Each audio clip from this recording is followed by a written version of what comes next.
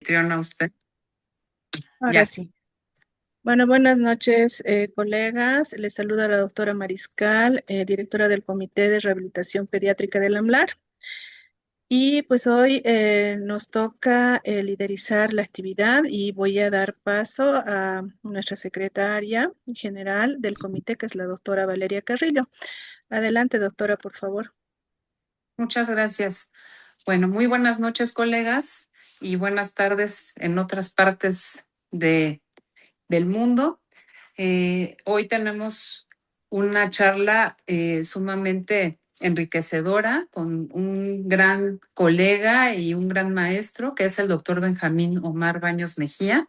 El doctor Gracias. Benjamín Omar Baños es médico cirujano graduado en la Universidad Nacional Autónoma de México, es especialista en medicina de rehabilitación, también por la UNAM. Tiene dos altas especialidades, una en medicina de rehabilitación pediátrica en el Instituto Nacional de Pediatría en México y otra alta especialidad en medicina de rehabilitación pulmonar por el Instituto Nacional de Enfermedades Respiratorias. Es maestro en ciencias médicas, avalado por la UNAM. Es tutor de rotaciones de posgrado, tanto de rehabilitación pulmonar y también participa en capítulos de la especialidad en neumología.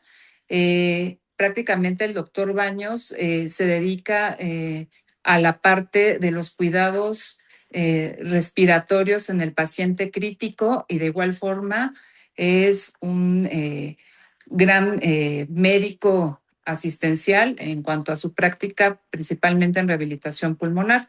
Él es expresidente de la Asociación Mexicana de Rehabilitación Cardiovascular y Pulmonar y actualmente y con orgullo es presidente de la FEMEDIS, que es la Federación de Médicos Especialistas en la Atención Integral de Discapacidad en el bienio actual. Entonces, estamos muy orgullosos de que podamos tener a este gran invitado y le cedo la palabra al doctor Baños. Muchas gracias. Espero que me escuchen bien. Sí, doctor. Tenemos buen audio. Muchas gracias. Pues es muy amable, doctora. Gracias por la presentación. Me da mucho gusto nuevamente estar ante ustedes y es un honor para mí poderles compartir estos temas dentro del marco de mi actividad profesional, que propiamente, como usted lo mencionó, la mayor parte del mismo es asistencial en la atención a pacientes hospitalizados, en consulta externa pues en el ambiente respiratorio, pues que significa ya más del 99% de mis actividades actuales. Paciente con componente pulmonar, pues prácticamente en todas las edades y por supuesto con el gusto de compartirles este tema en este caso en relación a pues una condición muy común que son las secuelas por broncodisplasia pulmonar y pues el abordaje que se toma en cuenta y lo que existe en la actualidad para el manejo de este tipo de condiciones en nuestra población pediátrica. Pues agradezco mucho su presentación y empezamos si están de acuerdo. Eh, Adelante, doctor. Muchas gracias. Pues fíjense que vamos a iniciar con este componente, perdón que de repente se me va un poquito el dedo en estas teclas y cursores de desplazamiento.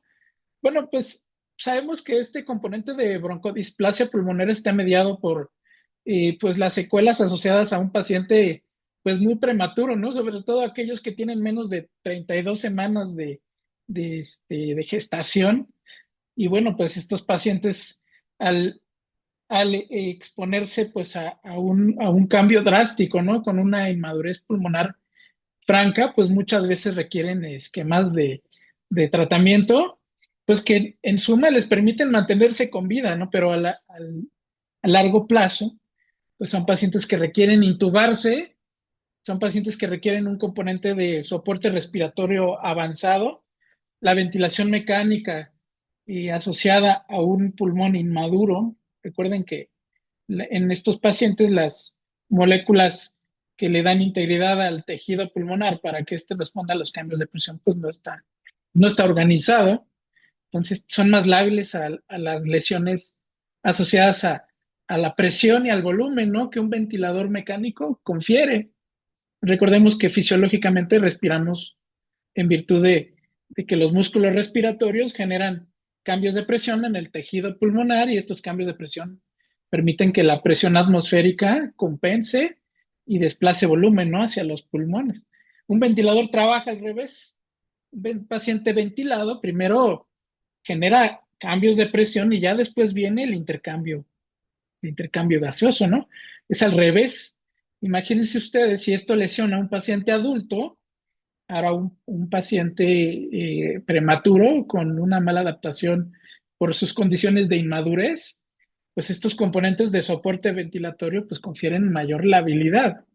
También pues existen condiciones asociadas, aquí se ve ductus persistente, ¿no? Existen componentes asociados a comorbilidad que puede tener un impacto no nada más a nivel a nivel del sistema respiratorio, ¿no? Sino también cardiohemodinámico. Sin olvidar, pues, el efecto del oxígeno, que también es precursor en estos casos, sabemos que el oxígeno en un paciente crónico en edad pediátrica es vital. De hecho, estos pacientitos, conforme avanzan en su desarrollo y van cumpliendo sus años de edad, pues el desarrollo les permite mejorar. Y más adelante se puede evaluar si el soporte respiratorio, que una vez que ellos sobreviven al proceso agudo, ya están varios meses a veces internados, y ya una vez en su vida ambulatoria, ya como pacientes externos, pues requieren oxígeno a las 24 horas. Pero en una etapa temprana el oxígeno es un precursor de mediadores inflamatorios y sabemos que el componente no nada más a nivel de este componente de estrés oxidativo, ¿no?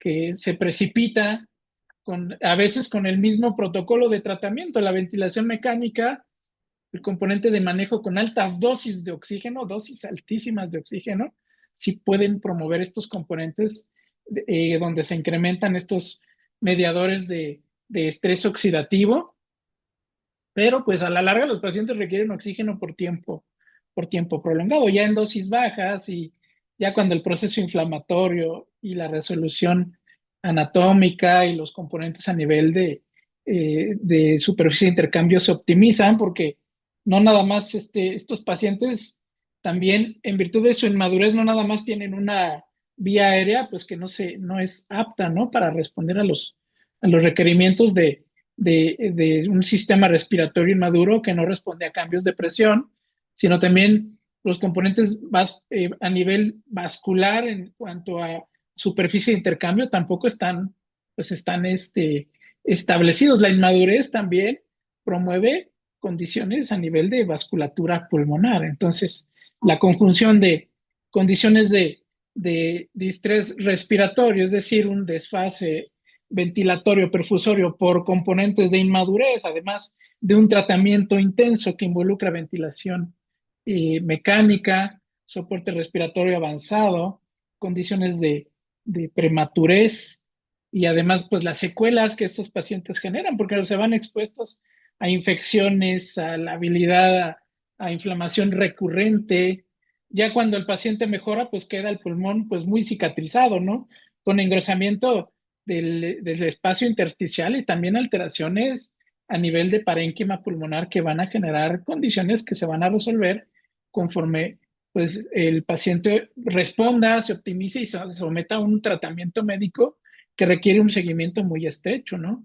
Entonces el paciente genera inflamación, alteraciones en mediadores, no es nada más de desarrollo pulmonar, sino también vasogénicos, alteración en estos mediadores que promueven mayor inflamación a partir de mayor estrés oxidativo, ¿no? Que se precipita también en base pues, a los requerimientos de tratamiento, dosis altísimas de oxígeno, incrementa estos precursores de estrés oxidativo. Esto genera un daño a la vía aérea, una disminución del desarrollo alveolar y vascular, pues que promueve secuelas que estos pacientes normalmente si llevan a cabo un tratamiento muy estrecho, pues van resolviendo conforme el desarrollo y la prevención de las secuelas y las complicaciones asociadas a las secuelas así lo permiten.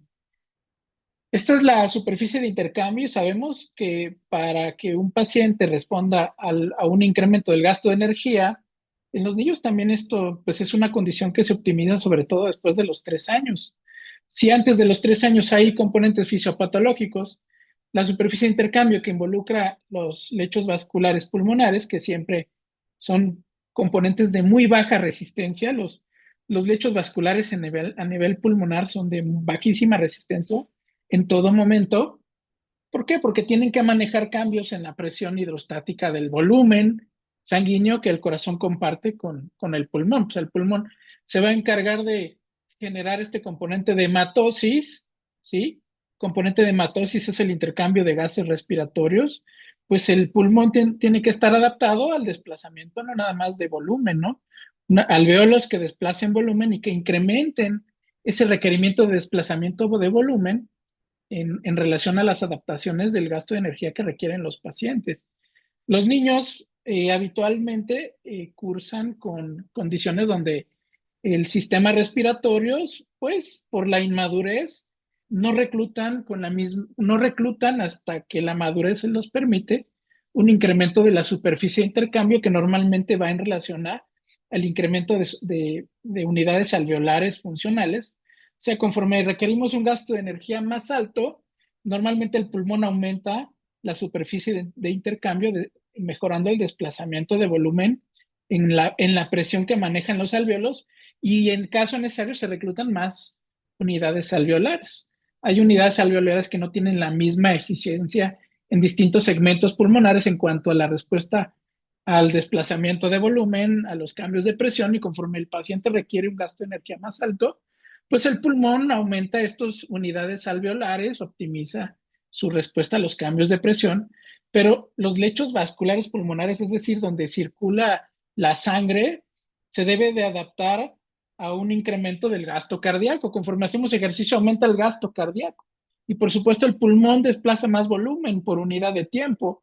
Si en reposo un paciente desplaza cierta cantidad de volumen, en adultos son 5 litros más o menos en reposo, pues en esfuerzo podemos aumentar hasta 10, 15 litros de volumen en cuanto al componente de gasto cardíaco, ¿no? Que debe desplazar el pulmón para compensar estos componentes de hematosis, pues porque los músculos requieren pues más volumen sanguíneo para compensar el gasto de energía. Pero ese volumen sanguíneo debe ser pues optimizado en la superficie de intercambio para que se transporte pues más oxígeno a través de un mayor desplazamiento de volumen sanguíneo por un gasto cardíaco que aumenta en situaciones donde se incrementa el gasto de energía. Es en la actividad física y escenarios de enfermedad. Entonces, normalmente el pulmón maneja presiones muy bajas en cuanto a lechos vasculares pulmonares y pues debe ser capaz de aumentar la superficie de intercambio en relación a componentes ventilatorio.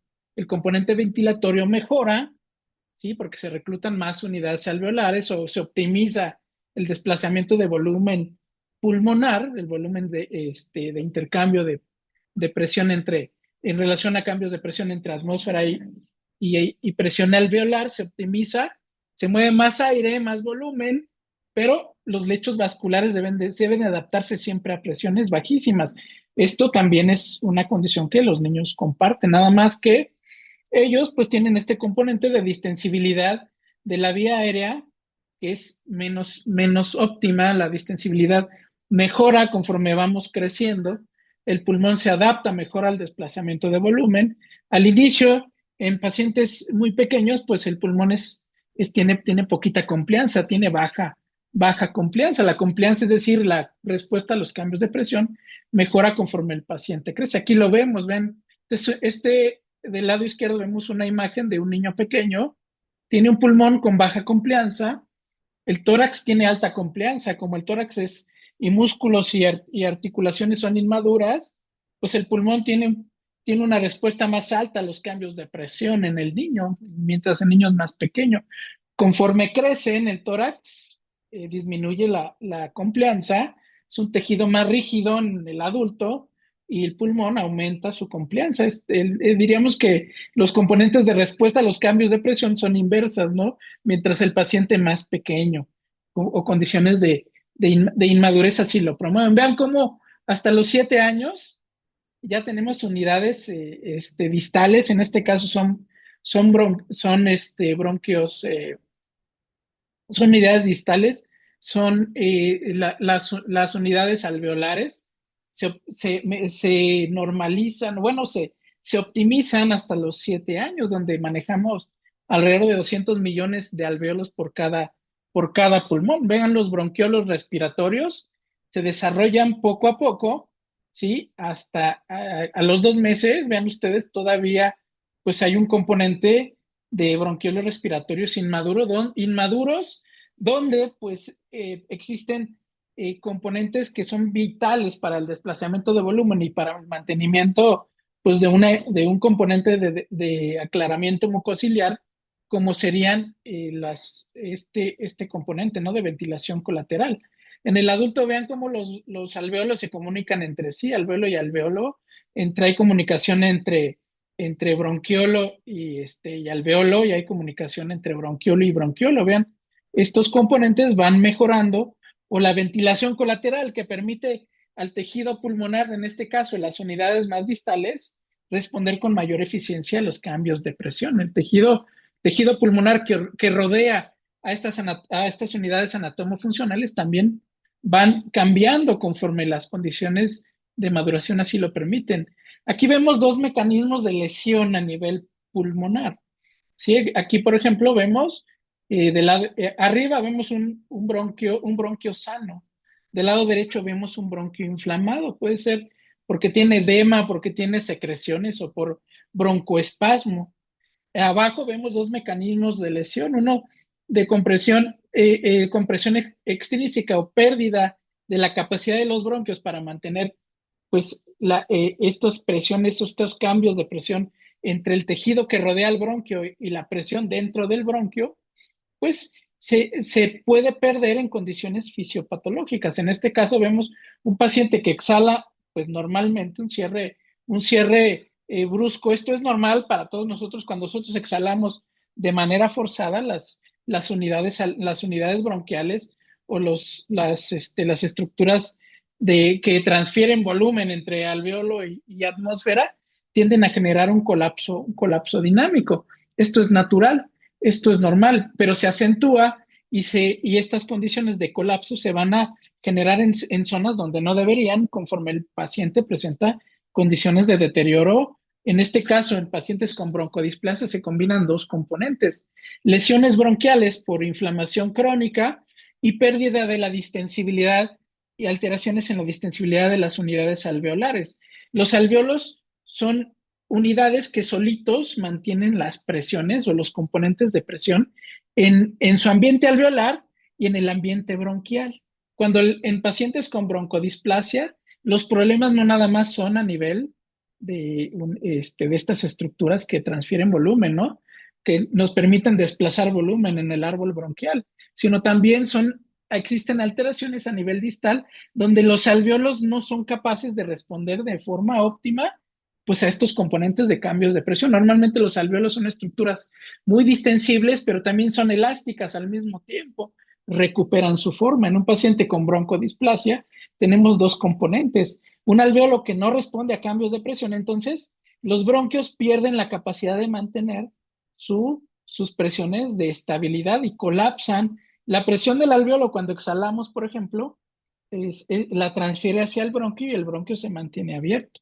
Entonces, en un paciente con un daño a nivel de vías de conducción, como son los bronquios, colapsa por pues, alteraciones como vías de conducción, como son los bronquios, colapsa tanto a nivel de vía de conducción bronquial, pierde estabilidad dinámica durante el desplazamiento de volumen. Y vean aquí los alveolos. En este caso, aquí se ve como un paciente con una aspiración forzada colapsa, y un paciente con daño también a nivel de unidades anatomofuncionales como lo son los alveolos, pues se queda con el volumen retenido y es incapaz de sostener las presiones estables pues en el árbol bronquial, y este puede colapsar en zonas muy proximales al alveolo, generando retención de volumen. Un alveolo que está inflamado persistentemente y pierde componentes de distensibilidad, colapsa prematuramente en zonas muy distales, lo que no debe ser. En las vías aéreas soportan colapso normalmente en zonas muy cercanas a la boca, pero en caso de broncodisplasia pulmonar, las lesiones no nada más involucran unidades anatomofuncionales. Aquí el bronquio colapsa porque está inflamado el propio bronquio, es incapaz, se remodela, se vuelve malásico y no soporta los cambios de presión, y además agréguenle que los alveolos pierden distensibilidad. Normalmente el bronquio es capaz de soportar cambios de presión, pero en un paciente crónicamente inflamado, estos cambios promueven que colapse prematuramente tanto las vías de conducción como en relación a las unidades anatomofuncionales, que son incapaces de sostener la presión de apertura en las vías distales, generando que se retenga volumen. El paciente inspira, pero no exhala, o exhala con menor capacidad, reteniendo volumen, lo que es un componente muy común en pacientes con broncodisplasia pulmonar. Retienen mucho volumen. Al retener volumen, pues nos desplazan flujo, disminuye la capacidad de mantener condiciones estables de estabilidad a nivel sistémico. El paciente profundiza componentes de estrés oxidativo. Aquí están, miren otra vez, un paciente sano exhala, los bronquios son capaces de compensar presión de colapso dinámico en las vías proximales, cuando están los bronquios dañados o malásicos por un componente inflamatorio mixto en pacientes con broncodisplasia, hay afección tanto en vías de conducción como en el tejido que rodea las vías de conducción y en la respuesta de distensibilidad alveolar. Entonces son componentes muy drásticos, ¿no? Que promueven alteraciones en el desplazamiento de volumen y la respuesta del tejido pulmonar a este componente de respuesta, ¿no? Natural, que le permite al paciente sostener condiciones de reclutamiento y de intercambio gaseoso para compensar un gasto de energía que no es óptimo. El paciente entra en estrés oxidativo, que a la larga hace que ni los músculos se desarrollen, que no crezca. Ellos, estos pacientitos, como los pacientes de fibrosis quística, pues tienen las pestañas muy enchinadas, ¿no? Dicen, ay, qué bonito se ve el bebé. Lo que pasa es que todas las células del cuerpo están en estrés oxidativo, entonces las pestañas y las células que producen la queratina pues están estresadas por falta de oxígeno. Es una enfermedad sistémica.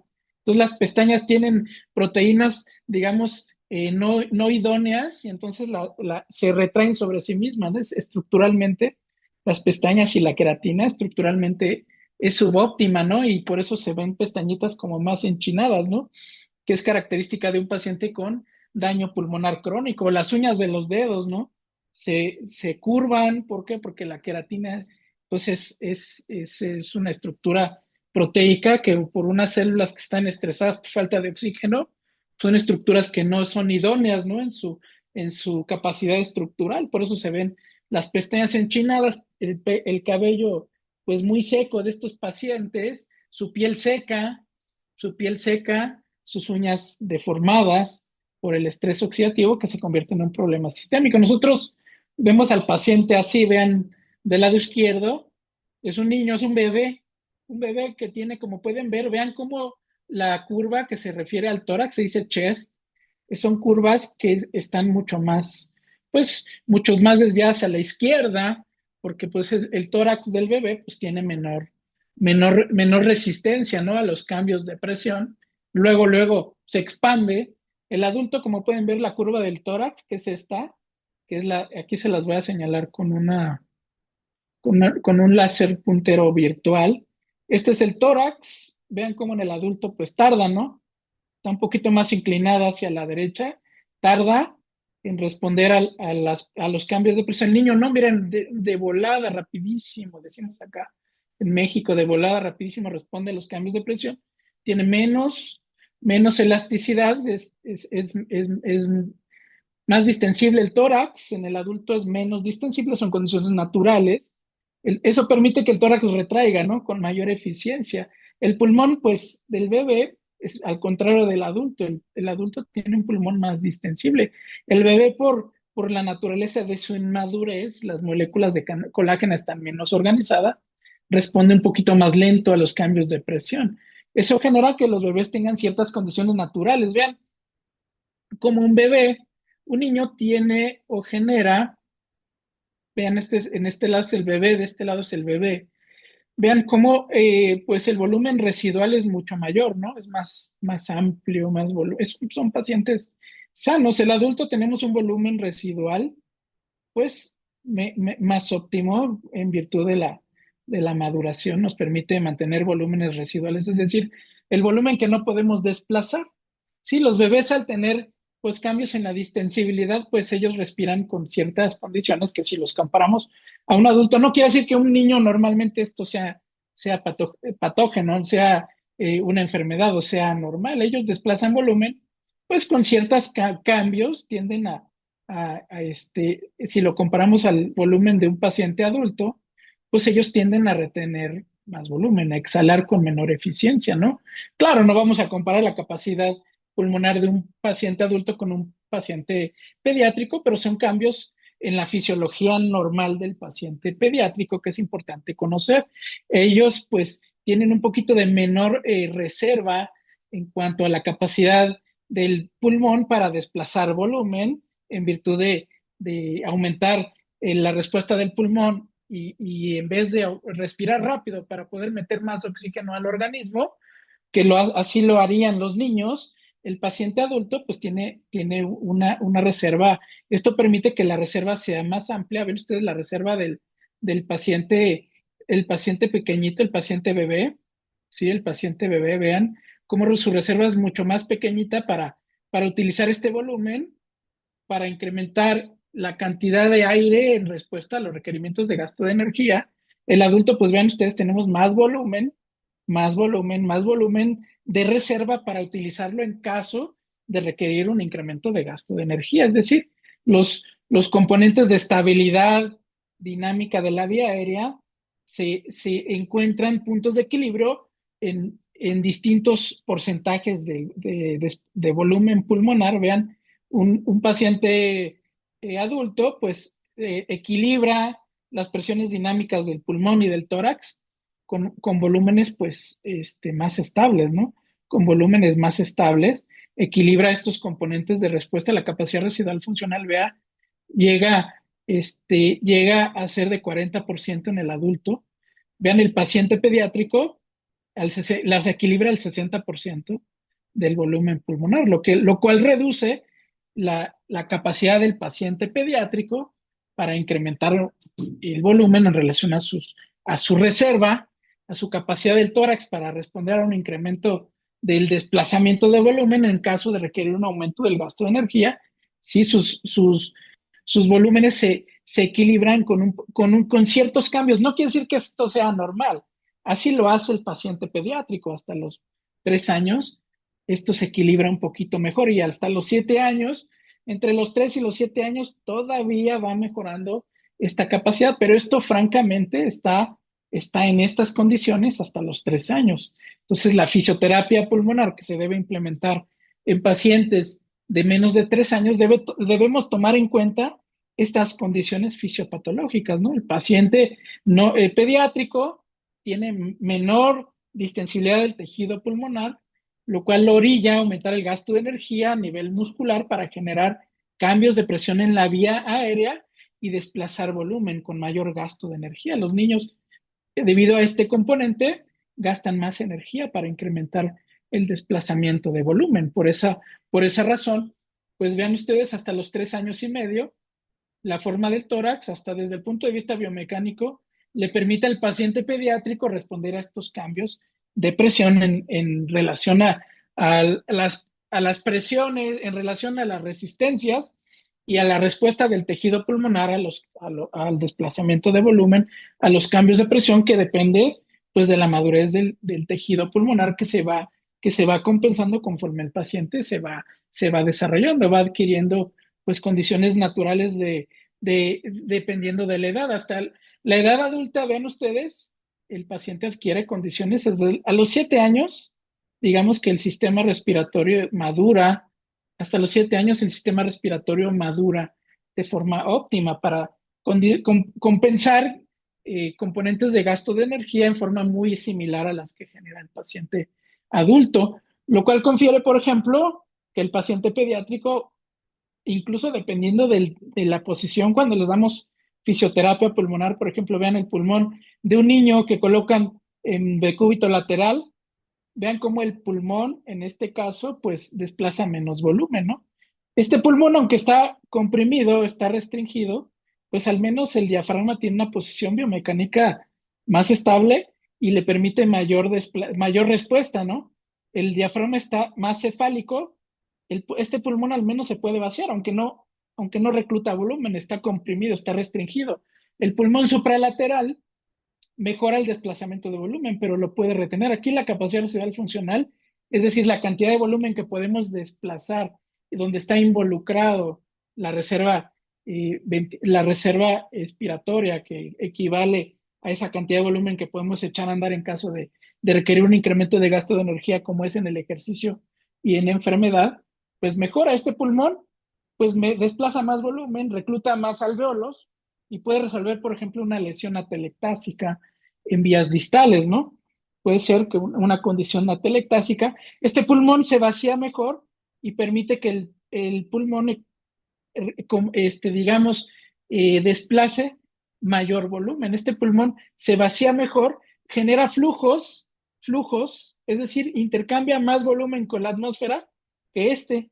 A pesar de que este pulmón se ve más abierto y más expandido, este pulmón, en caso de alguna condición fisiopatológica, alguna enfermedad, pues el alveolo puede quedar con esa tendencia a retener volumen.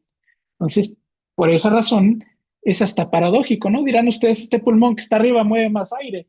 Si está enfermo el paciente no es así, porque podría ser un alveolo inflamado que no retraiga, que pierda elasticidad y retenga volumen.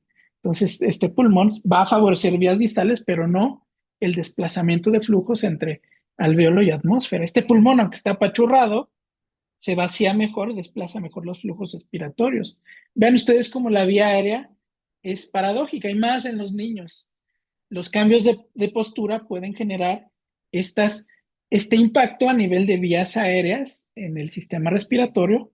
Por esa razón, pues el diseño de los componentes de fisioterapia pulmonar dependen de las condiciones fisiopatológicas para diseñar un buen protocolo de fisioterapia pulmonar y más en pacientes con broncodisplasia pulmonar.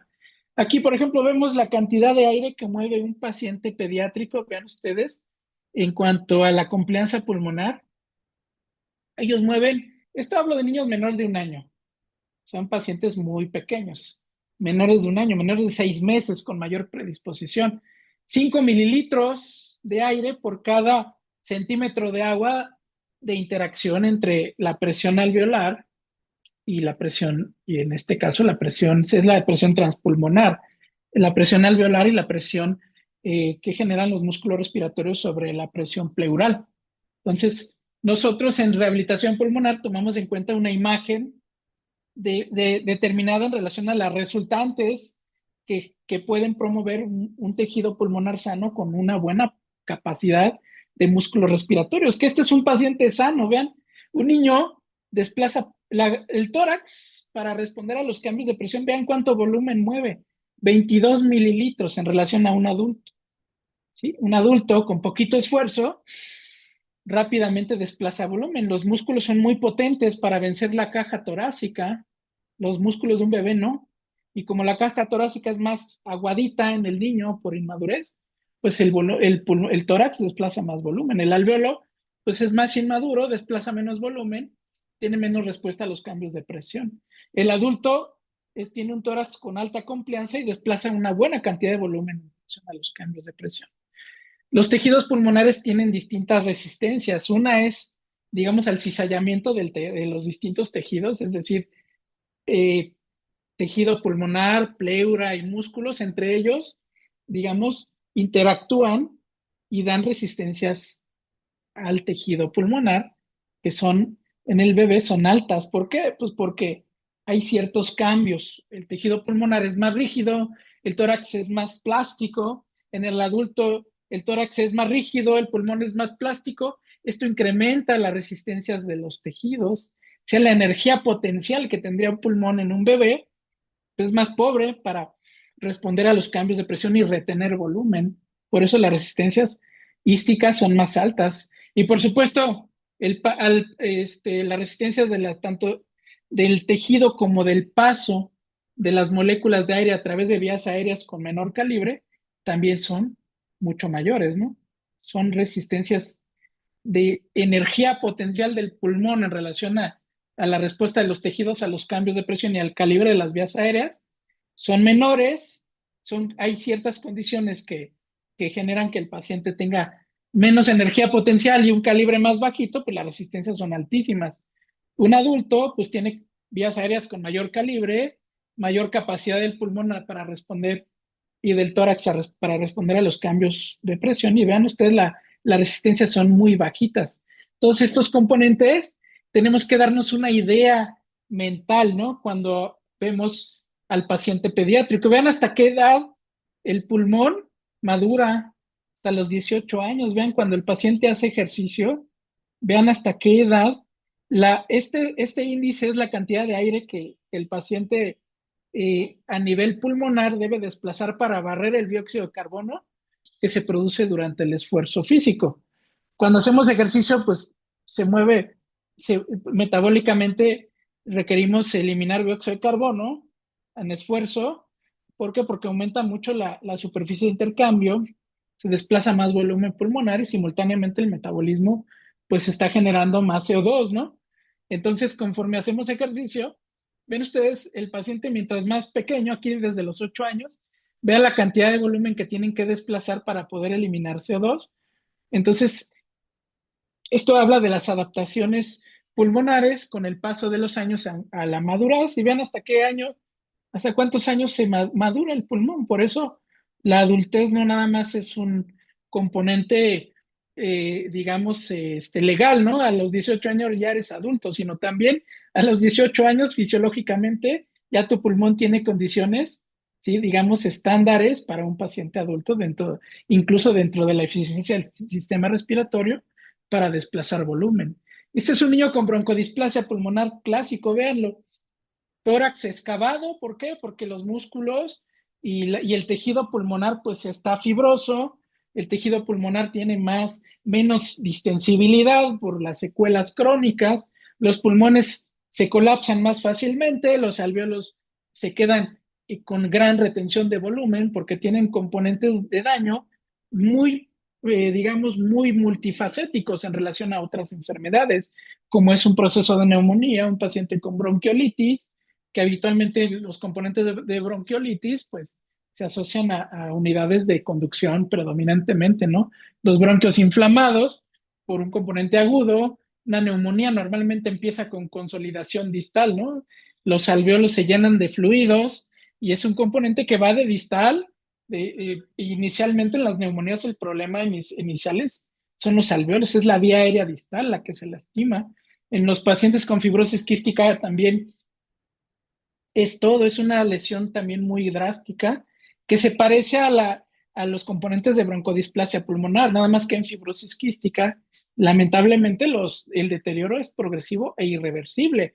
En displasia broncopulmonar habitualmente es reversible conforme el paciente madura, las condiciones respiratorias mejoran. Bien, estas son las radiografías de un bebé con broncodisplasia pulmonar. Vean la grave retención de volumen, unos pulmonzotes gigantescos para ser un paciente pediátrico. Y vean el tórax subdesarrollado, ya que en relación a una mecánica pulmonar alterada por las alteraciones moleculares que tiene implicaciones en el parénquima pulmonar, en las vías de conducción y el estrés oxidativo por un componente de hipoxemia crónica, habitualmente los bebés requieren oxígeno por tiempo prolongado en dosis bajas, pero pues se someten a estrés oxidativo y esto limita el desarrollo. Vean cómo los tejidos, el tórax, tiende a tener esta rotación externa del hombro, pues en virtud de que se acostumbra, ¿no?, a utilizar músculos secundarios que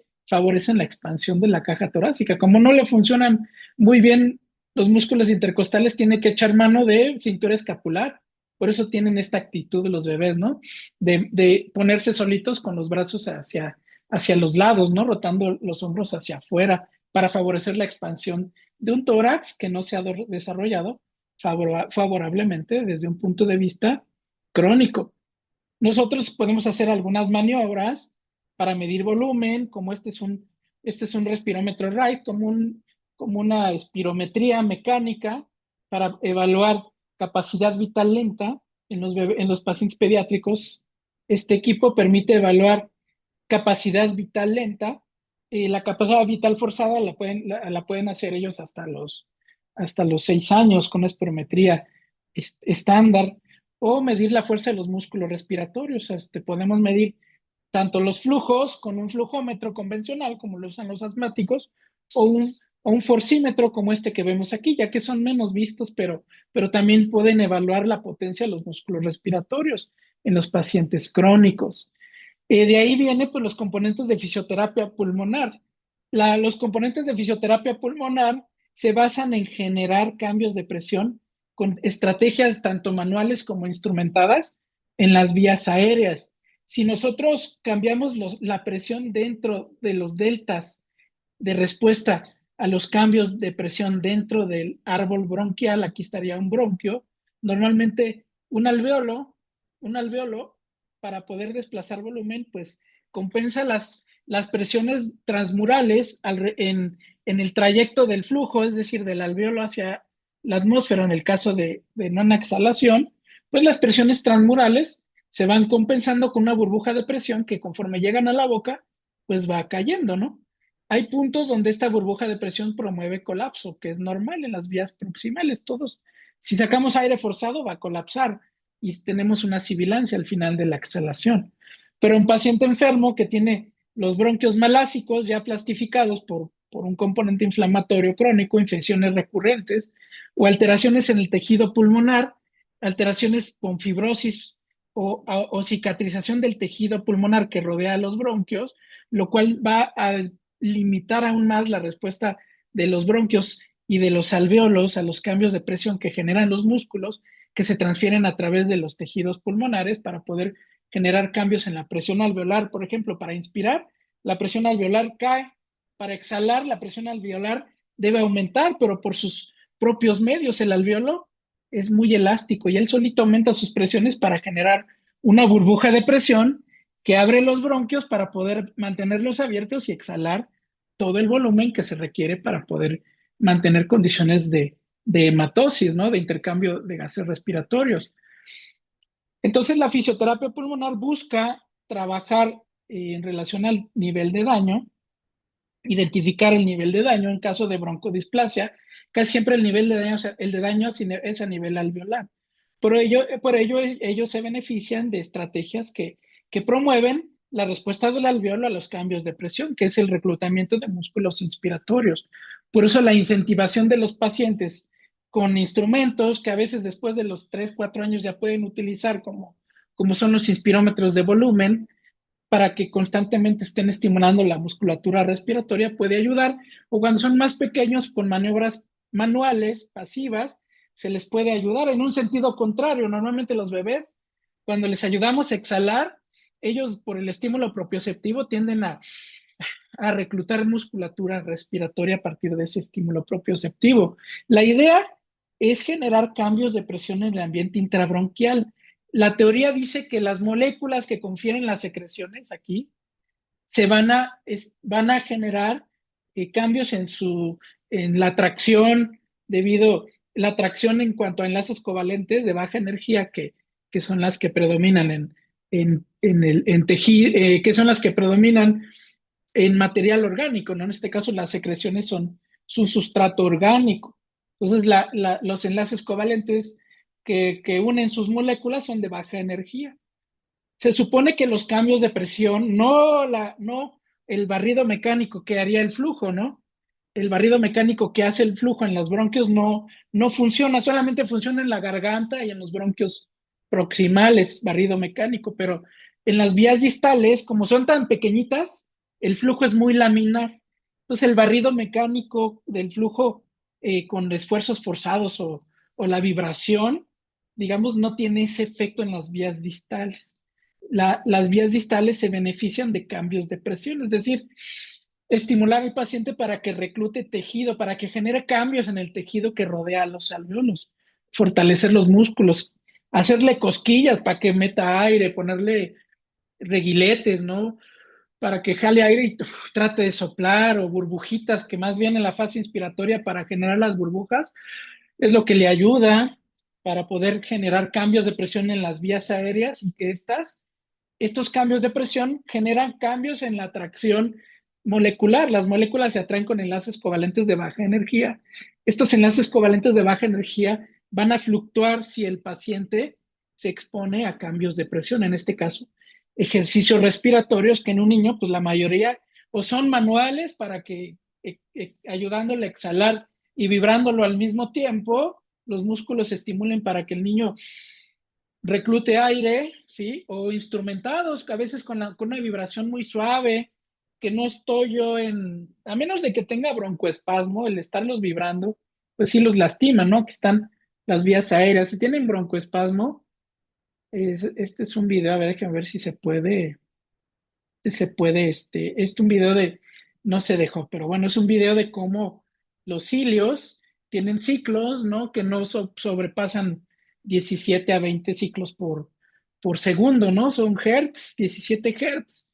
Entonces, estos ciclos permiten que el movimiento ciliar desplace secreciones con una velocidad de 2 a 3 milímetros por hora, ¿no? Desde las vías distales hasta las vías proximales. Cuando tosemos, solamente en la garganta ahí se aceleran a 1 centímetro por hora, ¿no? Ahí en la garganta sí se hace un barrido mecánico, pero en las vías distales el barrido mecánico no existe. El hecho de que demos un componente de fisioterapia pulmonar, pensando en que percutiendo al paciente o vibrándolos, la energía mecánica haga que la flema se desprenda, no. Se busca que se estimule un poquito los cambios de presión, pero el paciente, para que genere cambios de presión, debe mover volumen. Si el paciente no mueve volumen, está internado y requiere mucho oxígeno porque está en una fase aguda, está respirando muy rápido, pues ahí no es viable, digamos, ofrecerle una fisioterapia pulmonar pasiva, ¿no? Manual o instrumentada, porque se ve que apenas puede responder con oxígeno suplementario, puede ser de alto flujo, puede ser un CPAP para un bebé, un CPAP, presión positiva, nasal, un bebé con CPAP, alto flujo, un bebé con líneas de alto flujo. El alto flujo barre el espacio muerto en las vías aéreas y convierte las vías aéreas en un medio rico en oxígeno, además de que la presión compensa las presiones de colapso dinámico, las evita, las compensa el colapso dinámico. Con alto flujo se compensa en las vías aéreas de conducción y se tiene ese doble efecto de que las vías aéreas se convierten en un medio rico en oxígeno y además tienen cierta presión que genera, que contrarresta el colapso dinámico, que en un paciente enfermo, pues es un mecanismo fisiopatológico de deterioro en fase aguda. En pacientes, el oxígeno convencional, pues no tiene la presión con mascarilla o puntas nasales, pues no genera la presión que mantiene o evita el colapso dinámico patológico de las vías aéreas. Por eso tenemos distintas estrategias de apoyo. Un paciente en su casa normalmente trae sus puntas nasales, el bebé, y pues las debe seguir utilizando, ¿no? Hasta por meses o a veces hasta años. Los niños con broncodisplasia, he visto niños hasta con 4 o 5 años que desde que nacieron han utilizado oxígeno. Y el oxígeno en dosis bajitas le ha permitido desarrollarse, ¿no? No es viable quitarse el oxígeno de golpe hasta una valoración multidisciplinaria. El pediatra, el neumólogo pediatra y el rehabilitador pulmonar deben estar de acuerdo todos, porque para definirlo hay que hacer pruebas, ¿no? Hacer pruebas de hipertensión, que no existe hipertensión arterial pulmonar, el estado hemodinámico del corazón, un estudio de imagen para ver cómo está el parénquima pulmonar, evaluarlo al niño mientras juega, para que si desatura mientras juega, pues hay que mantenerlo con oxígeno, ¿no? Puede ser que en reposo no desature, pero hace esfuerzo y sí desatura. Entonces con eso simplemente se justifica la continuidad del oxígeno. Vean, estos son los árboles de decisión para la fisioterapia pulmonar. Dependiendo de la exploración física, aquí dice, por ejemplo, trastorno en este caso son, dependiendo de los estertores de alta frecuencia, que pueden ser los distales, frecuencia media de vías medias, las vías medias o de conducción se caracterizan por tener pues su músculo liso, ¿no? Que le da más soporte. Normalmente las sibilancias se escuchan hasta vías medias, que son más o menos entre la séptima generación, entre la cuarta y la doceava, treceava generación bronquial son vías medias. Las vías distales son de la treceava hasta la 25 y se caracterizan por altas resistencias al paso de las moléculas, altas resistencias al paso de las moléculas de aire por el calibre, ¿no? Y además pensando en que las resistencias de los niños, pues son muy distintas, están representadas mayormente por las vías proximales. Fíjense, los niños tienen altas resistencias normalmente hasta en las vías proximales hasta los 3 años. A partir de los 3 años se desplazan las resistencias. Como en un adulto, mayormente son las vías medias y distales en un adulto, son normalmente de las que confieren mayor resistencia, sobre todo las vías medias, son las que confieren las resistencias al paso del flujo de aire en las etapas de adulto. En el niño, normalmente las vías proximales representan un componente de altísima resistencia, hasta 3 o 4 veces más de lo que representa en un paciente adulto. Entonces, dependiendo de la exploración, por ejemplo, aquí estamos tomando las decisiones de tratamiento. Aquí, por ejemplo, podemos tomar poco, vamos a mencionar algo muy breve. Aquí estamos hablando de vías distales, es decir, tenemos, tenemos estertores crepitantes, que son los de alta frecuencia. Pues aquí los estertores crepitantes de alta frecuencia hablan de un daño en vías distales. Entonces aquí el tratamiento se basa en técnicas de débito inspiratorio. Las vías distales, yo les decía que no por ser flujo laminar, no responden tanto a los cambios en la dirección de las moléculas de aire como lo harían las vías aéreas proximales, las vías aéreas medias.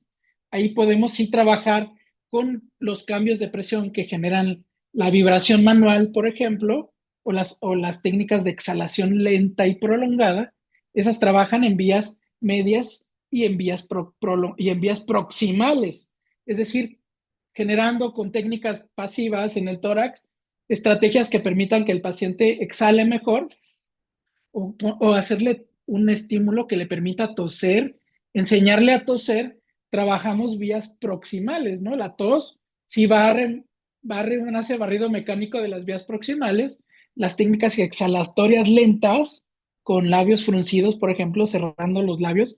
Los labios fruncidos generan un colapso dinámico pues más eficiente, ¿no? Evitamos el colapso dinámico en las vías proximales, cerrando los labios, haciendo una valvulita exhalatoria, y eso promueve que las vías medias y proximales se beneficien, ¿no?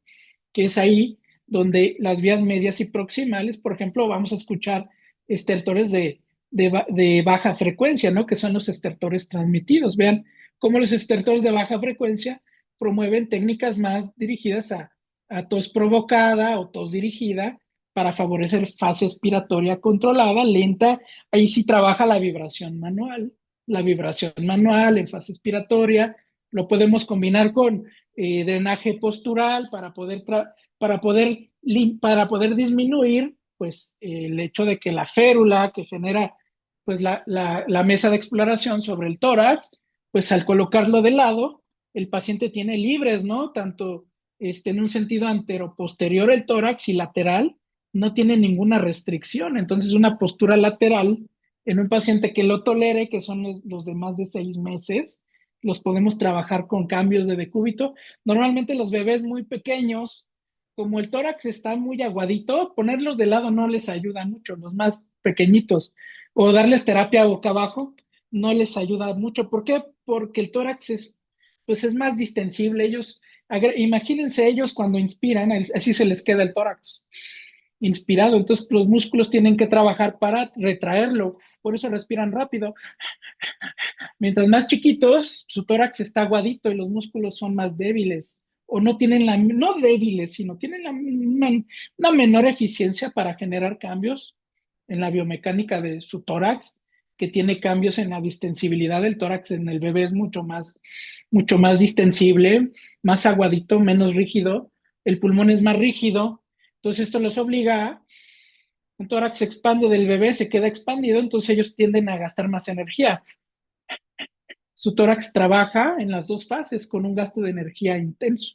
Conforme van creciendo, pues el tórax rígido y el tono muscular les permite retraer el tórax sin esfuerzo, ¿no? Como nosotros. Expandimos, quitamos fuerza y el tórax se regresa. Es una retracción pasiva.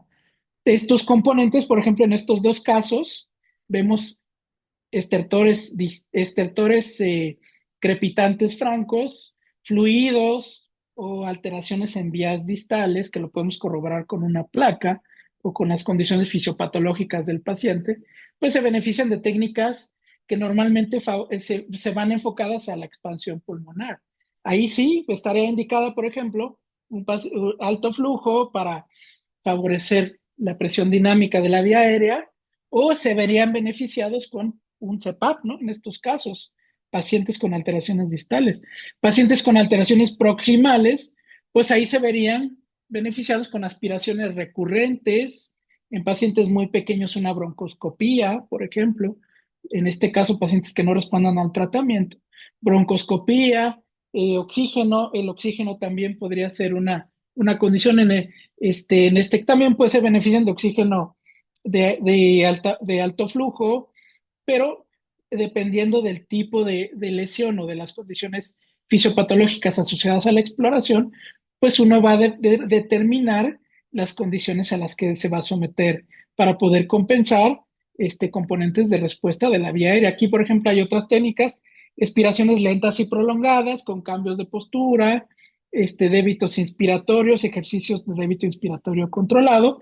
Aquí pacientes con sibilancias francas, pues sí se le puede dar protocolo, pero siempre y cuando esté bajo tratamiento broncodilatador, ¿no? Aquí hay otro árbol de decisiones. Este es cómo aquí valdría la pena mencionar, por ejemplo, cómo está invertida el tratamiento en caso de un paciente con atelectasias obstructivas en relación a un paciente con neumonía. Un paciente con neumonía, como les había comentado, se va a beneficiar, por ejemplo, como los protocolos son distales, vean cómo el protocolo empieza al revés, la metodología es inversa. En la neumonía el componente es distal, entonces como vimos en el ejemplo anterior con sibilancias y además estertores finos o estertores crepitantes que hablan de vías distales, ya lo corroboramos como una imagen, entonces están justificados los esquemas de terapia con débitos inspiratorios controlados. Posteriormente se trabaja las vías aéreas distales con maniobras pasivas para favorecer la retracción de la caja torácica y después enseñarle a toser o generar expiraciones forzadas, ¿no? Como existen algunas estrategias también manuales para optimizar la fase expiratoria de forma dirigida. En el caso aquí está la terapia inicial, en el caso de una telectasia fue inversa. Aquí, como pueden ver, empezó al revés. Lo vamos a señalar para que más o menos podamos determinar el punto. Aquí está. Es una terapia inversa. Vean, aquí se empezó con EDIC, débito inspiratorio controlado. Las atelectasias, en este caso, como son obstructivas y configuran condiciones más hacia vías aéreas proximales, pues aquí se inició con técnicas de expiración lenta y prolongada. Se favoreció el desplazamiento del flujo y el contacto de ese flujo con las vías aéreas de conducción en fase expiratoria con vibración manual y al final pues se dio predilección a las técnicas de débito inspiratorio controlado.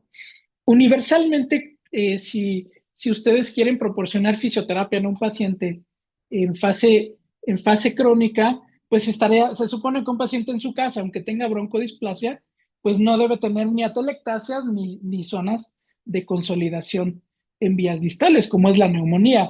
La consolidación es la sustitución del tejido alveolar por pus o ya un tejido disfuncional, ¿no? Que ya no desplaza volumen y bronquios que ya no responden a los cambios de presión, entonces se consolida esa parte de ese tejido pulmonar. Un tejido consolidado en fase aguda sí hacemos un cambio, ¿no? En las estrategias de fisioterapia. O una atelectasia obstructiva, pues sí, hacemos un cambio en las estrategias de fisioterapia. Pero habitualmente en un paciente ya en su casa, ya con oxígeno, pues se utilizan técnicas que habitualmente se trabaja siempre por regla de oro con débitos inspiratorios controlados, es decir, promover que el paciente reclute volumen, ya sea con técnicas instrumentadas, como pueden ver aquí al bebé, pues se le abdujo su hombro para poder abrir un poquito el espacio entre las costillas y favorecer el reclutamiento de volumen en este pulmón supralateral. Y al mismo tiempo, el bebé está inspirando con un marcador, en este caso volumétrico, para que él se retroalimente visualmente con las estrategias y su propio esfuerzo. Otros pequeñines se les puede tocar el tórax, se les puede tocar el tórax ya sea en los segmentos basales o en el abdomen, en los segmentos basales para estimularlo a que reclute volumen, a que el paciente pequeño observe que estas son las regiones que debe de utilizar con mayor eficiencia durante la sesión. Se coloca en una posición semisentada para que los intestinos bajen, disminuya la presión intraabdominal sobre el diafragma y el diafragma tenga mayor desplazamiento, ¿no? Mayor desplazamiento, sobre todo cuando queremos reclutar volumen. La posición sentados puede favorecer que con una maniobra pasiva que busque incentivar al paciente para que reclute volumen tocando las bases del tórax, donde le vamos a recordar propioceptivamente cuáles son los músculos que queremos que reclute, y cuando exhala, bajar al abdomen y comprimir un poquito su abdomen con gentileza para que el paciente contraiga la pared abdominal y favorezca la elevación del diafragma. Son técnicas de patrones dirigidos. Aquí, estas técnicas de patrones dirigidos se pueden hacer en distintas posiciones. Inicialmente en una posición lo más sentado posible, no en semifowler, sino lo más vertical posible para que el diafragma tenga mejor desplazamiento en relación a la presión intraabdominal. Y después se puede trabajar las zonas laterales con decúbitos laterales, ¿no? Primero todo el tórax en esencia y después en decúbito lateral alternante. Hay que emparejarlo primero de este lado y la misma maniobra se debe aplicar para el lado contralateral. Hay estrategias más complejas como es la elevación de los músculos vulvares de la laringe, que en los niños pues sí se puede hacer, en adulto no. La idea es que cuando el paciente exhale, el terapeuta comprime esta región para que aumente las resistencias al flujo expiratorio. Esto genera una presión retrógrada y esto favorece la apertura de los bronquios al disminuir el colapso, esta labilidad a un colapso dinámico patológico. Evita el colapso de las bronquias, en otras palabras, es como si al paciente, como no nos entiende, no nos coopera, el paciente adulto exhala con los labios fruncidos. Esta es una alternativa a los labios fruncidos. Claro, existe, se los pongo. La verdad, yo no lo practico, pero existen algunas estrategias de esta naturaleza. Yo casi siempre me quedo con técnicas de este tipo, ¿no? Se les enseña a respirar con técnicas propioceptivas que involucra tocar el tórax, la base del tórax, tocar el abdomen, cambiarlos de posición para que los segmentos posteriores también se favorezcan, ¿no? De la terapia pulmonar. Aquí esta bebé tiene menos de un año, pues se beneficia de estas técnicas en decúbito supino.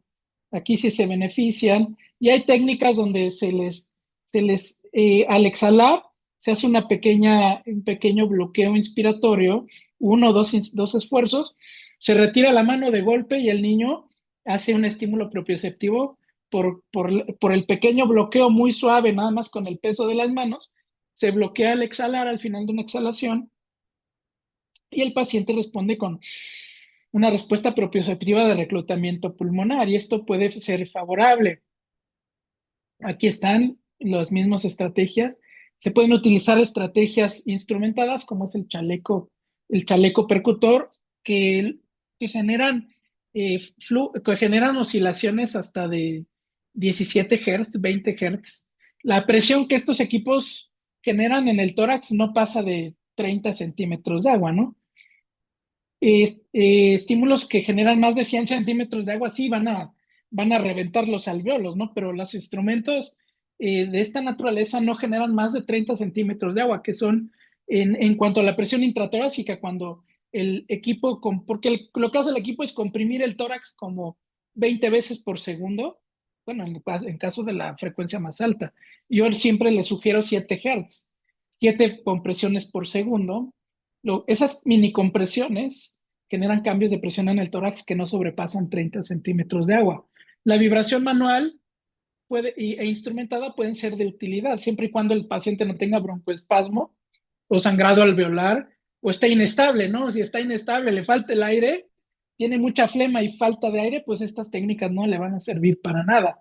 Hay que aspirarlo y darle oxígeno, determinar con una placa o una tomografía, pero las tomografías en los niños es difícil, una placa y la exploración clínica, gasometría, un ultrasonido del pulmoncito. Actualmente son estrategias útiles, vemos el nivel de daño, pues se benefician más bien de alto flujo.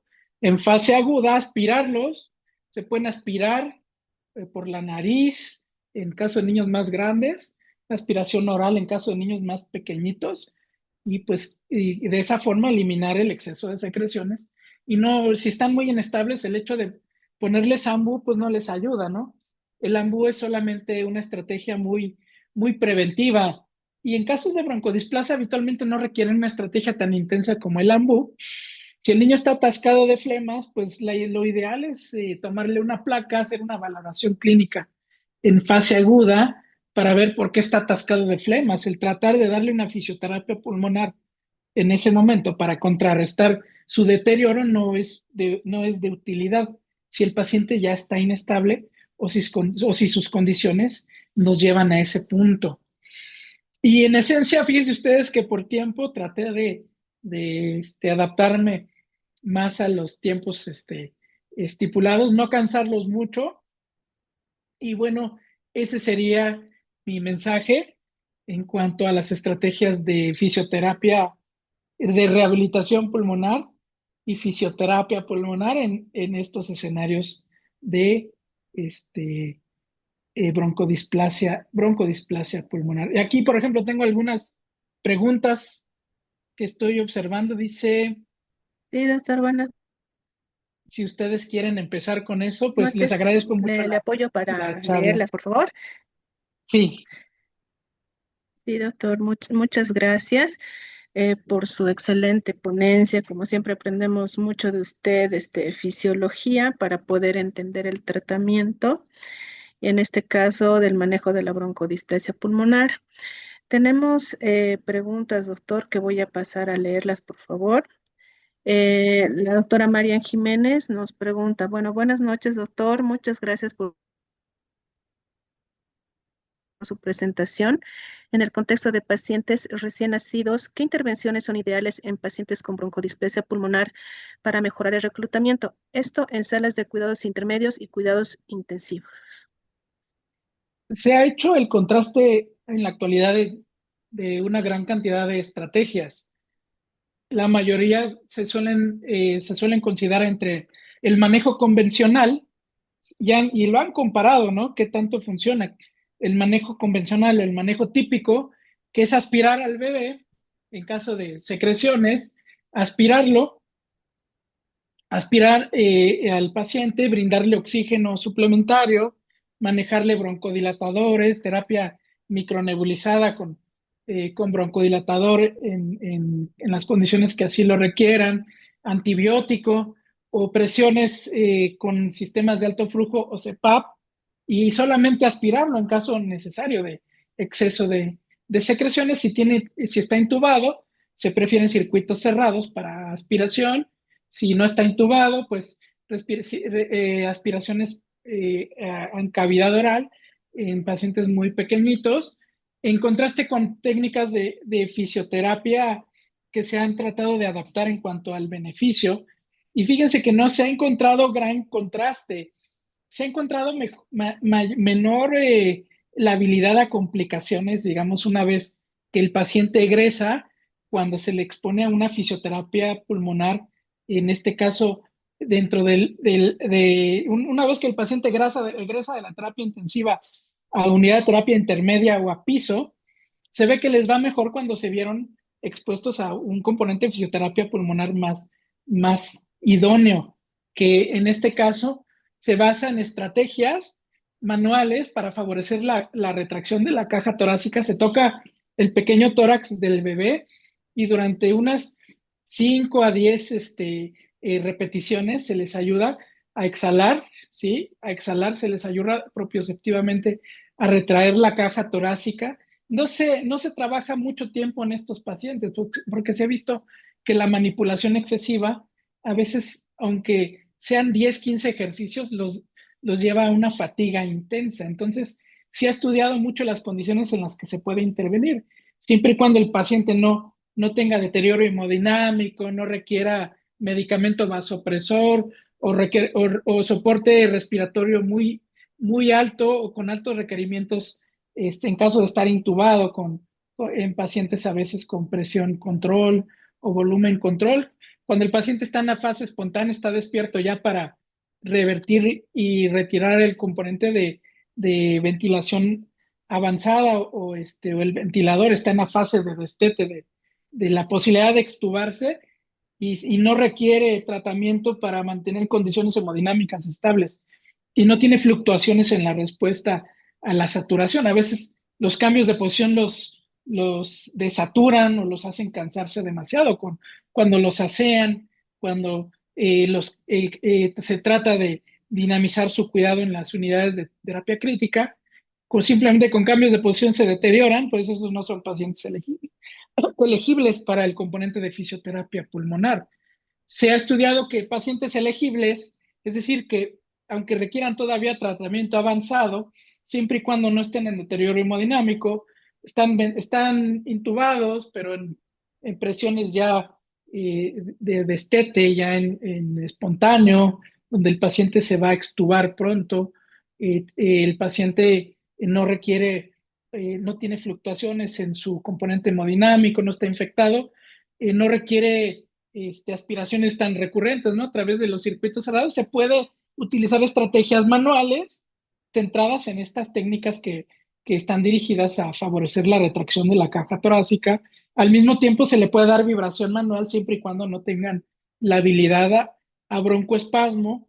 Se puede tratar en pacientes ya extubados, se puede tratar de generar estas estrategias con cambios de posición y existen, mire, comparaciones con la vibración manual y la vibración con cepillos de dientes eléctricos a los que les adaptan pues un cúmulo de gasas para hacer una especie de acoginamiento y disminuir el impacto de la energía mecánica de un cepillo de dientes eléctrico que genera muchos hertz, trabaja más de 30, 40 hertz. A veces por resonancia, los aparatos eléctricos sí inhiben el escalador mucociliar, sí lo bloquean por resonancia. Por eso se prefiere que todo lo que sea mecánico en los bebés se amortigue, ya sea con un trapito, una toalla, una sabanita o los cepillitos de dientes muy envueltos en gasa para disminuir el efecto mecánico.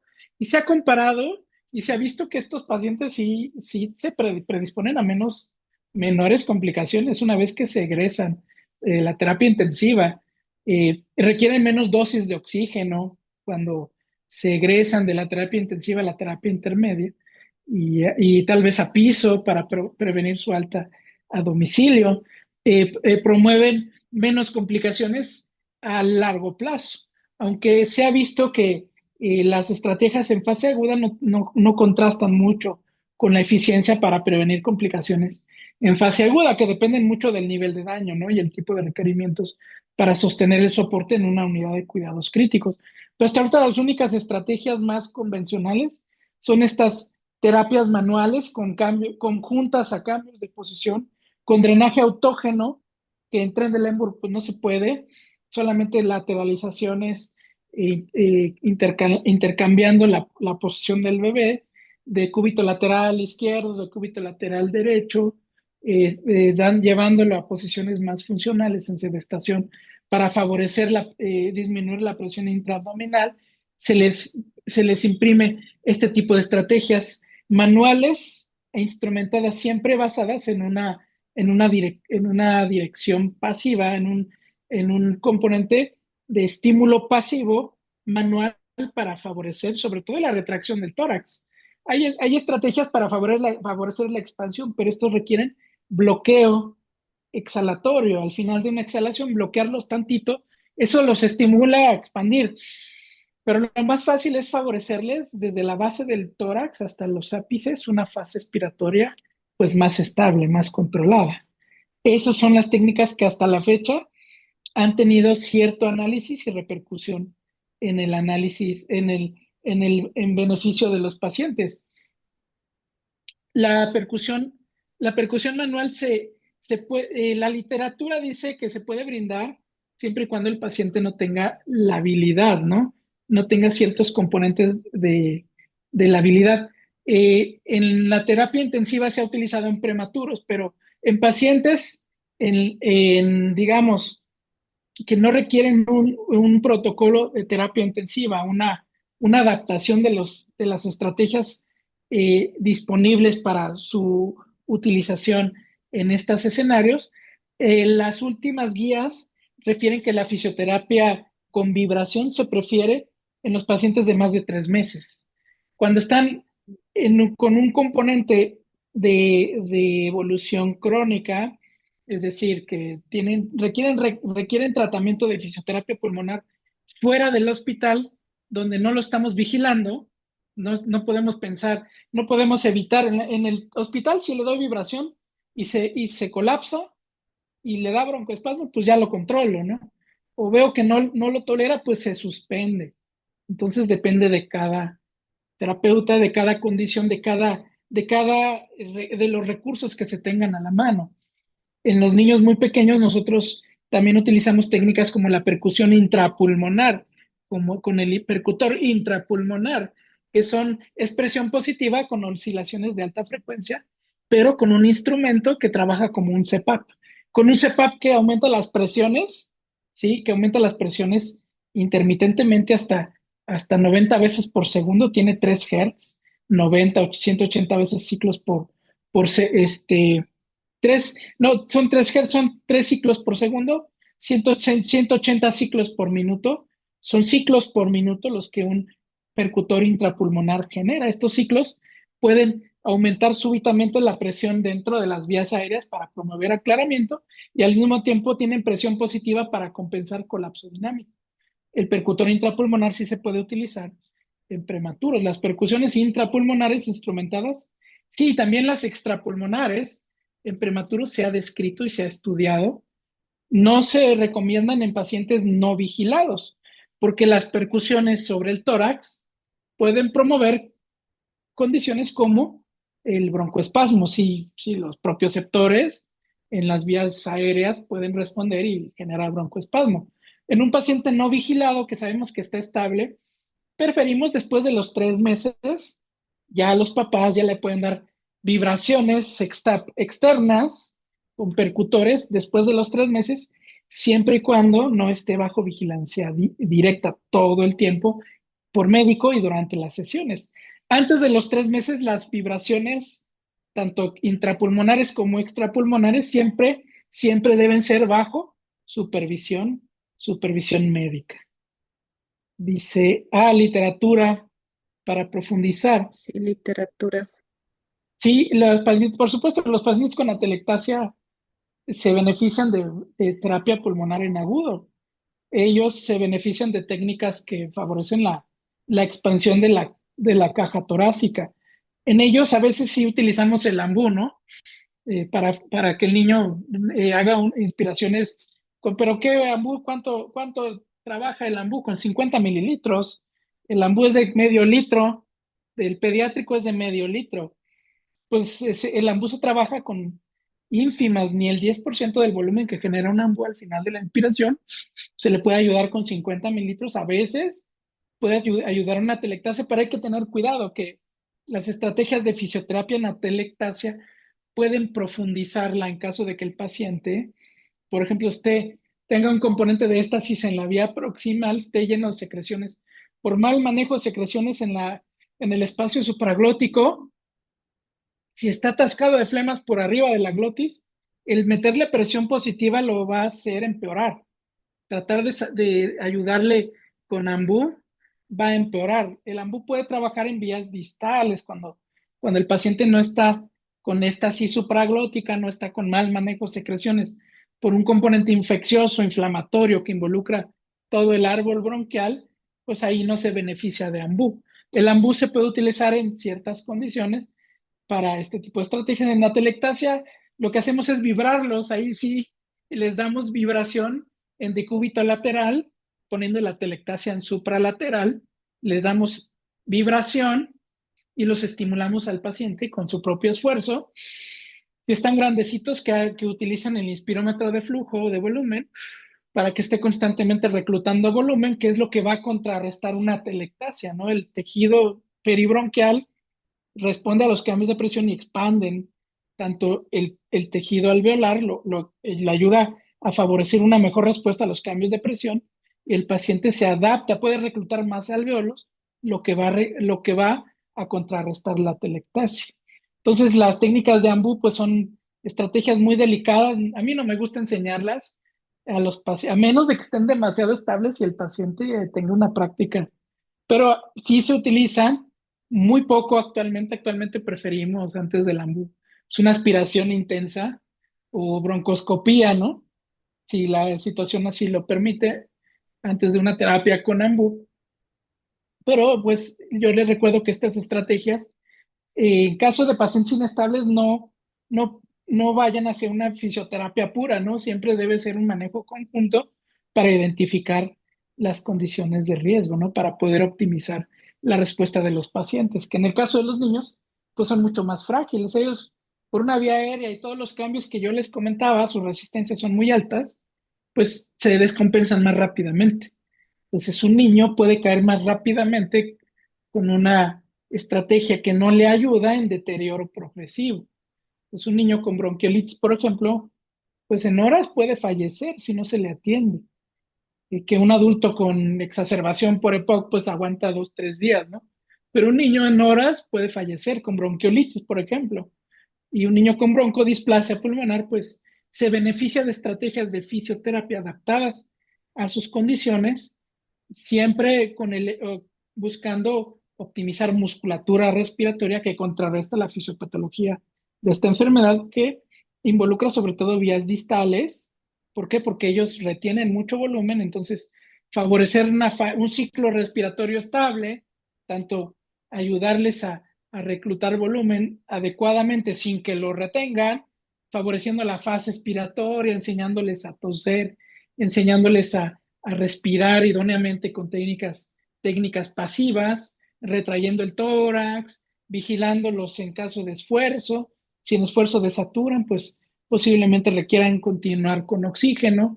La vibración manual o instrumentada en su casa, combinado con ejercicios respiratorios muy suaves y gentiles, evitando que esos ejercicios respiratorios los hagan retener volumen, ¿no? Siempre debemos trabajar en virtud de las condiciones de cada paciente.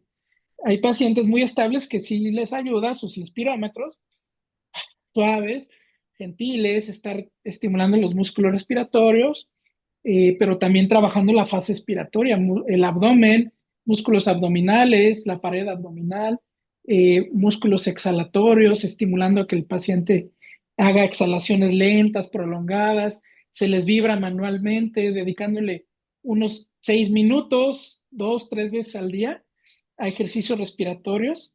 Promueve beneficios muy importantes porque pues esa vía aérea, esos 6 minutos, 3 veces al día, siempre y cuando el niño, pues en el consultorio hagamos una prueba, ¿no? A ver, vamos a trabajar tus técnicas de exhalación, vamos a ver un reguilete, trata de soplar para que ese reguilete se mueva más, eso le estimula que exhale eficientemente, tu inspirómetro, vamos a ver, trabájalo y exhala al mismo tiempo para que no se quede con el volumen retenido, y combinando estrategias instrumentadas, incentivando al paciente con su vibración manual.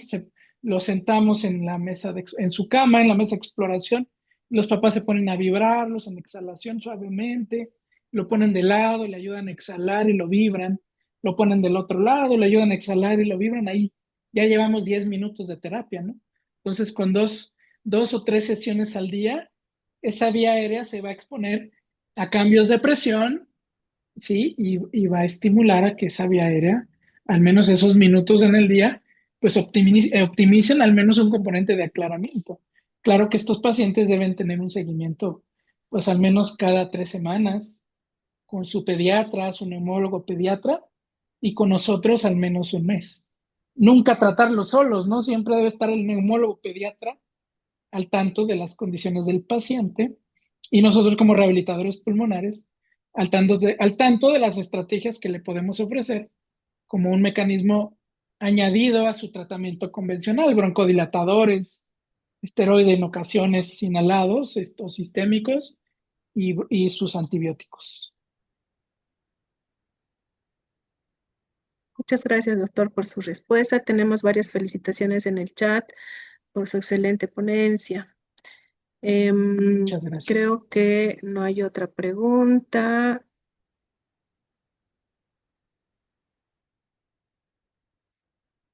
Bueno, agradecerle, doctor, por su ponencia y también a los asistentes. Le voy a ceder la palabra a la doctora Valeria, que hoy día es también nuestra anfitriona. Doctora Valeria Carrillo, ¿está en sala?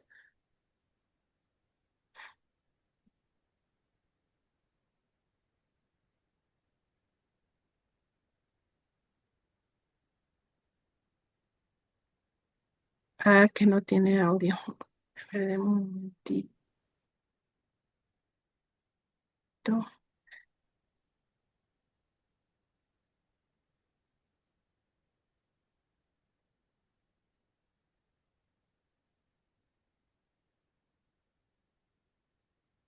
Ahora sí. Bueno, pues muchas gracias, perdón, no tenía audio, pero siempre es un placer escucharlo, doctor Baños. Es de verdad muy importante el cómo nos permite ver la trascendencia pues de nuestro actuar en diferentes escenarios y pues cómo es importante ubicar los conocimientos anatomofisiológicos y clínicos para justificar pues los abordajes terapéuticos que hacemos en nuestra eh, clínica diariamente. Y pues, o sea, saber que el arte en hacer este tipo de abordajes es en el que le podamos ofrecer a nuestros pacientes pues lo mejor, porque pues no siempre cursan con una sola patología. Entonces, muchas veces esto es lo que nos hace diferentes de pues muchas otras áreas, ¿no? Tanto la parte humanística como la parte de saber en dónde incidir. Pues no me queda más que agradecerles a todos los colegas en Latinoamérica que se acaban de conectar y también a usted, doctora Adri, por su presencia. Que tengan muy linda noche. Muchas gracias a todos. Agradezco la invitación y estoy a sus órdenes.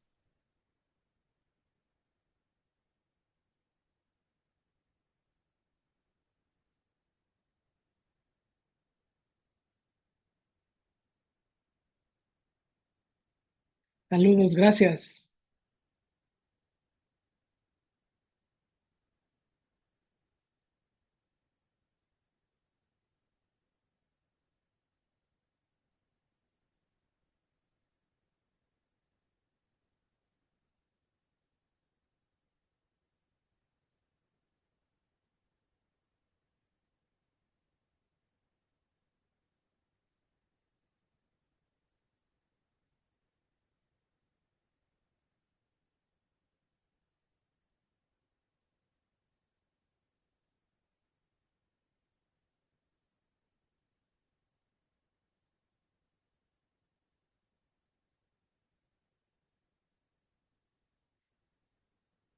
Hasta luego.